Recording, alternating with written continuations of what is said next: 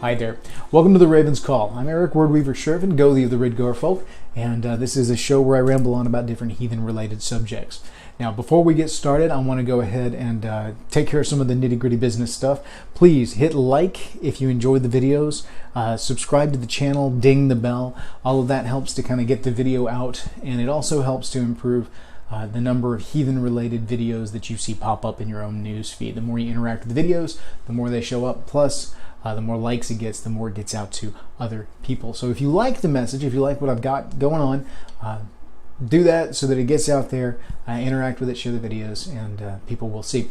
If you'd like to send some feedback, I take viewer requests, which is what this show is, as well as the one that we just did before.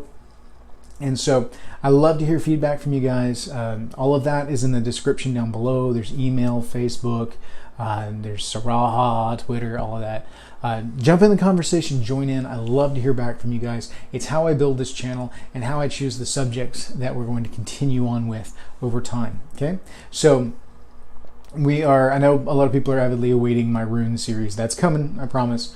I just wanted to handle a few of these that are building up in my inbox before I jump off into another in-depth series. So, like I said before, I take all kinds of viewer requests, questions. I do a lot of emailing back and forth with people, helping people with specific questions. Some of the videos that I've done have been born out of those. Some are just straight up, hey, we'd like to see a video on this. And today is one of those. I had an individual on I think it was Facebook, message me and ask about touching on the subject of vetting, which is a term indicated meaning how they choose who they let in to their group. Okay, now I have done videos on Innengard and Utengard. I've done videos on worth versus integrity. I've done a lot of videos at this point. I think we're at like 53 at the moment, and I have touched on the subject of worthing before. I've gone into some fair detail on it, but it dawned on me that in with this question that there's more to it than just worthing sometimes. So I needed to come back and touch on the subject again, just briefly, but partially because some people out there need to hear, apparently, that some groups are fairly meticulous in who they let in. We've talked before about Innengard and Utengard. I'm not going to go into a huge amount of detail there, but I will recap real quick. Innengard is your inner yard. It's those people that are nearest and dearest to you, your circle of trust, those people that are most important to you. And it's naturally a small thing. We've talked about it before. It's organically small. It's meant to be small. It's the number of people you can have meaningful, deep relationships with. And you can have a lot of acquaintances, but you can only have a few true friends, ones that you count as family. And so it's understandable that people are going to be very, very picky about who they allow into that inner circle. They have to be. Judgment is our responsibility. And so there are a number of different ways that people go about choosing who they let into their kindred, their tribe, and into their Innengard. And one of those is, of course, the process of worthing, which I've touched on before. Now, for Ridgar, what we have is a worthing process that takes a year. The intention is that the fostra, or foster, that comes in and seeks entry into our tribe spends a year getting to know the ins and outs of Ridgar. They get to know our thu, our traditions, how we do things, and they get a feel for the overall culture of the tribe, and they participate in rituals, festivals, and things like that without the full obligation of membership. But there's more to it than worthing. Worthing itself is the essential cultural process, the element of the social contract. And worthing is a give and take process. It's a point where the tribe proves its worth to the prospective member.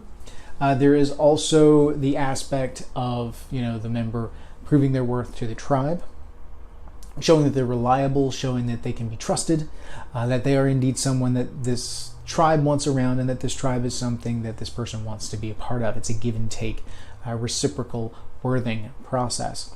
So that's all deep stuff And it's all on a cultural level.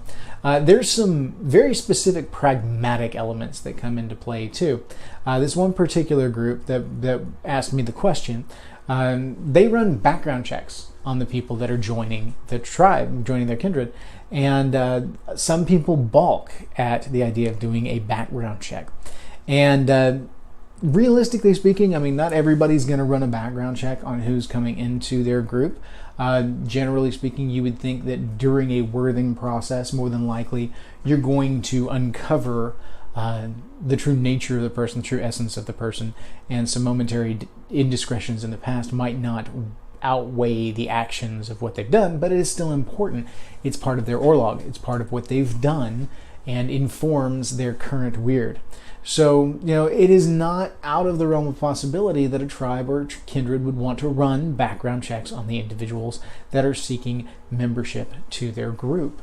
Similarly, a check against the registered sex offender database would not be out of place, largely because you need to know who you're bringing into the tribe. You need to know who is going to be around your kids, who's going to be around, the other members of the tribe. It's an important thing, and it's not out of the question that this would be appropriate for certain groups. Not every group is going to be that way. Some groups, they'll kind of do a reference kind of thing where they'll talk to family and friends of these individuals to get a feel for whether or not these people can be trusted, whether or not they're the right kind of people to bring into the tribe. Others will do interview processes and things like that. Ours is more organic. We just genuinely spend time with these people. And usually I have done some vetting up to that point before we even initiate the fostra process. And I get to know these individuals to see whether or not we think they would be a good fit to the tribe. Generally speaking, by the time they've started the fostra process, we already have a pretty good idea as to whether or not this person's coming into the tribe. The year then becomes something of a formality. It is intended to help build the weird, to build the reciprocal obligation that comes out of the worthing process, and is the basis for frith shared between members and clans in the tribe. So, like the fostra that we have right now, we knew at the time that we invited them to foster into the tribe that they were probably going to go the distance and make it in. We'd already had a really good idea of their backgrounds, of their demeanors, of their personalities, and it was pretty much a foregone conclusion that they were going to be brought into the tribe. But tradition is tradition, and the year is to be upheld. Gives an opportunity for us all to really get to know each other. So, some people feel that background checks and that kind of thing are a bit invasive, but I would counter this. We're talking about Enengar. We're talking about tribe. We're talking about kindred. So it's not outside the realm of appropriateness when you're talking about something so important and so guarded that you're going to want to utilize all the tools that you have at your disposal. It's invasive. And whether or not you subject yourself to it is entirely voluntary, because here's the deal. Again, it is a reciprocal worthing process. If you feel like the tribe or kindred that you're trying to get into asks too much or is too invasive in their worthing process, then they're probably not the tribe for you. You're probably not looking for something that you want to be that deep into, or you're looking for something with more of an organic structure. I'm going to fall back on my old not my hall, not my call process. It is essentially the purview of each tribe, of each kindred, to choose how they go about bringing people in and vetting them. And so, if you don't like it, well, then that's not the tribe for you. We're not talking like hazing level stuff. But even then, it's a contract that you are entering into willingly. This isn't a social pressure, peer pressure kind of situation. This is very much a situation wherein you want to belong to this social contract, and therefore you need to play by the rules of the social contract to belong to it. If entry into the social contract is convoluted enough or invasive enough that it's off-putting to you, well, then that's probably an indicator that the overall infrastructure and nature of the tribe is going to be more convoluted and invasive than what you're actually seeking to do. Now, I will put this out there for tribes that want to utilize these things. Keep in mind that you're not a government entity, you're not some corporation, things like that. So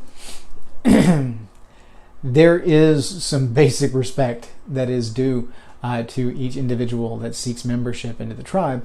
So try not to get, I can't say try not to get too invasive, because you need to know these people. You need to judge them. You need to know who they are and what they're bringing to the table. But you don't have to be prickish about it, okay? There's a right way and a caustic way to go about this vetting process. And if you're standoffish and caustic in the way that you handle that, then you're not going to be very successful in your membership drives if you are driving for membership. Now, it's a bit of an alien concept to me, because with our tribe, it's very organic. The people that end up in the tribe are people that we naturally spend time with, and organically over time we go, yeah, these people are right for the tribe. So by the time we've even entered into that process, we're already well along that. I do not personally run background checks, but we do spend a great deal of time getting to know these people. We do spend a lot of time interacting with them in public and in private settings, sharing a little bit about ourselves to seed, and hopefully they will share a little bit about themselves. And so we play a long game in the vetting process, and it works out well for us. So we haven't had any significant problems, but that's not to say that something's not going to sneak through. I've had instances in the online communities, especially, where people are, tangentially associated with one another, where people will slip through the cracks that have got, white supremacist background, they've got sexual offender history, things like that we don't necessarily want to be around the tribe. And so we have to use our judgment then on how close we let those people get in, or if we drive them off into the outer yard to not be part of our folk community, because that's not something we wish to mix weird with. So it's kind of a double-edged sword. I know it sucks to have an invasive worthing process, because you want people just to accept you for who you are and you want to be in the door. But we're not talking about a club. We're not talking about, some school band or something like that. We're talking about the core of a tribe's existence. We're talking about the inner yard. Yeah, they have a right to be extremely picky about who they let into their inner yard. It's not an all-inclusive thing. It is very much an exclusive membership. Out of the some odd billion people on the face of the earth, only a handful end up in that particular tribe, in that particular kindred. Now, you can write off most of those people because they're not in proximity to even be considered, but of the hundreds of thousands that may be in the area, and of that, the hundreds that might be interested in this little niche culture, or dozens, depending on how sparse your area is. It could even be a half dozen or 2 or 3 people. They're still not guaranteed entry. It's very much a picky thing, because judgment is our responsibility. If we do not exercise our judgment and pay attention and guard our innengard, then we are willingly putting our innengard at risk, and we are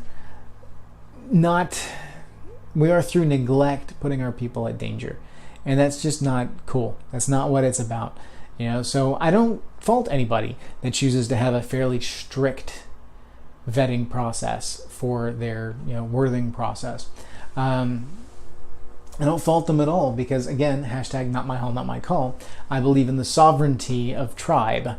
I believe that each and every tribe, each and every clan has their own hearth culture that is theirs and uniquely theirs. And I have no input on that. I have no impact on that. That is unique to them. It is developed from their thew, from their relationships and their understandings, and that's the way that it should be. I do not at any point seek to influence or change the practices and thew of an individual tribe.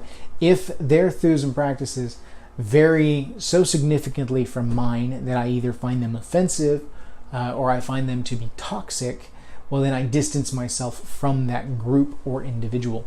The reason being is because that's how I can actively guard my innengar. That's how I can protect those people closest to me. I realize I have no control over these other people. I don't want control over them. That's not the point. The point is I do control who is in and out of my circle. So part of the way that you can vet people coming into your tribe, coming into a group, is to look at their established inner circle. Because when you meld them into your inner circle, you will inherently bring along some of the weird and the influences of their established inner circle coming into the tribe, because they're going to have friends, they're going to have family, people that are near and dear to them, that are lifelong friends, buddies from back in the war, any kind of number of different relationships, and that's going to have an impact on them and the energies that they bring into your tribe, into your kindred, your clan. And so you need to spend some time getting to know these people and getting to know their inner circles in as much as you can, as is appropriate and as much as they're willing to divulge. Now, I will tell you, somebody who balks at your vetting process is not interested in the level that you are interested in, and that's a flag that maybe this person isn't right for your tribe in the first place. So don't pressure, let them go on and find something that's right for them. If there are people that you really want in the tribe and they feel that your vetting process is too invasive and that it is humiliating on some level, debasing, then you need to go back and look at your own thu and make sure that the processes you have in place are indeed appropriate to what your desired outcome is. If your goal is to build the largest, biggest tribe on the face of Midgard, then you're going to have pretty lax membership. That's how a lot of like national orgs and stuff build up, that don't do any particular vetting on the individuals that seek membership. They use their bylaws to distance themselves from those individuals and their individual hearth practices and idiosyncrasies. So, that's that. But if you want to have a core Inningar that is strong, that is enduring, and that is guarded, then by all means, be picky about the people you bring in. And folks, you're not entitled to anything. You're definitely not entitled to membership in someone else's Inningar. Just because they're heathen and just because you're heathen, go back and look at my false kinship video. It doesn't entitle you to membership within their circle. That's entirely up to them. That is their circle, and they get to choose who comes in and who doesn't.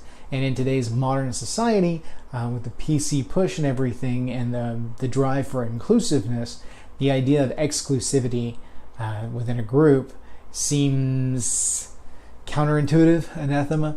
But I'm going to tell you right now, it is your responsibility to be exclusive with your Inningar. It is your responsibility to be exclusive with your tribe. So, in writing the whole hashtag grassroots heathenry aspect, it's important for people to realize that there's a difference between like meetup groups and tribes. Okay. For instance, I'll use my situation as an example. I run a meetup group in the East Texas area called East Texas Heathens. We've got a Facebook presence. We do park moots usually once a month. We took the month of October off to handle some tribe stuff. And then we always take December off because Yule. So, I'm not going to do park moots and stuff when I've got so many things, so many obligations around Yule time. It just kind of gets hairy when it gets to the winter months. We're very busy. So, but we do park moots once a month. And our folk community largely attends these, but they're open to the public. They're open to anyone. So we have them in public parks, hence why I call it a park moot.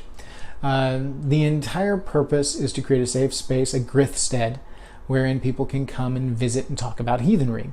That does not require the level of vetting that I would exercise on bringing someone into my tribe, because my tribe and ETH are two separate things. My tribe is Ridgar. My tribe grew out of ETH. The founding members were the two essential families that kept ETH together in the first place. Our first chieftain was the one that started the meetups, and then I took it over. As such, our Inengar, our tribe, is very small. It's just those individuals that are part of the tribe, that are our immediate families, our extended families, and each other, the united clans under the Redgar flag. So, I'm very, very, very, very, very, very, very, very picky about who I let into the tribe, because this is something that I want to last beyond me. This is something that I want to be home for those people that are there. The ones that I allow into the oath web have earned their keep. They have proven their worth, and that they are a necessary part of this social contract that we are establishing. I do cast aside people that I feel are toxic. We have established some outlaws in the past. People that are so toxic and so vile that we don't want the tribe having any dealings with them whatsoever. I have not gone so far as to run background checks, like I said before, but largely I don't need to, because by the time we're done getting to know someone enough to go through the fostering process, I already have a good idea of what their history and what their rap sheet is like if they have one. Because if they have an extensive one, they're not making it in. I'm not going to bring in somebody who's a thief or somebody who has drug problems, things like that. Not to say that we would, shy away from a member who fell into dire straits and needed support. Quite the opposite. We would rally around them and support them. But I'm not going to willingly bring in someone else's issues into the tribe, thus damaging the frith that we have established within the tribe. I'm just not going to do that. I'm going to protect that frith. I'm going to protect the luck of the tribe, and I'm going to see to it that my people are cared for and provided for. That's just how we do things. So, I can't remember who it was that actually sent in this particular request. I'd have to go back and look. I need to start noting that so I can give you guys shout outs on the stream. But that's kind of a touch on the vetting process for coming into a tribe. Now, this video is not as long as some of my other ones. I know that's going to disappoint some of y'all, but it's a rather succinct question. And like I said, I'm just trying to clear some space on some of these viewer requests before delving off into some of the deeper subjects. So, if you guys have any questions, you know how to reach me. Jump onto the Facebook page at Wordweaver Productions to join the conversation. Let me know what kind of vetting things you guys use. What are some of the processes that y'all do to protect your Inengar, to make sure that everyone that comes in is the right fit? It's not just background checks. It's not just worthing processes. It's not reference checks. It is all those things sometimes. But it's not just those things. Everybody's got a different way of going about it. And I'm curious to see how you guys do it, what works for y'all, and what has given you problems in the past, what's let people slip through that shouldn't be there. Because we all have those horror stories. We've gotten some people that made it into the folk community of Redgar back in the day that ended up being very, very toxic. And it took School of Hard Knocks a long time figuring it out to finally suss out that this person did not belong. And then they were cast out and not allowed back. So, thank you guys. I know this was not my typical fare. We'll be back to some of my more woo-woo stuff and some of the religious esoteric stuff here coming up soon. But wanted to go ahead and clear a couple of these out. So, feel free to send in any kind of requests that you have. If it's a video request, label it so, and I will see what I can put together for you. If it's just a quick question, feel free to hit me up. I'm answering questions all the time. I get people hit me up on Messenger, email, all over the place, YouTube comments. I try to feedback as much as I can because it's important to me that you guys get that interaction, and it warms my heart to hear when people are actually getting something out of these videos, when they mean something to someone. So let me know, give the feedback, like, subscribe, ding, all the contact information down below. So thank you guys, and we'll be back next week with another subject as yet to be determined. So frequently I end up deciding these subjects about 5 minutes before I start filming. So it all depends on how much prep work a particular subject takes. The ones where I'm just rambling off the top of my head are quite convenient because I can throw them together fairly quickly, and it's easy for me to talk forever and a day because I am the hashtag wordy bastard. So, hail, thank you guys. May your ancestors smile on you.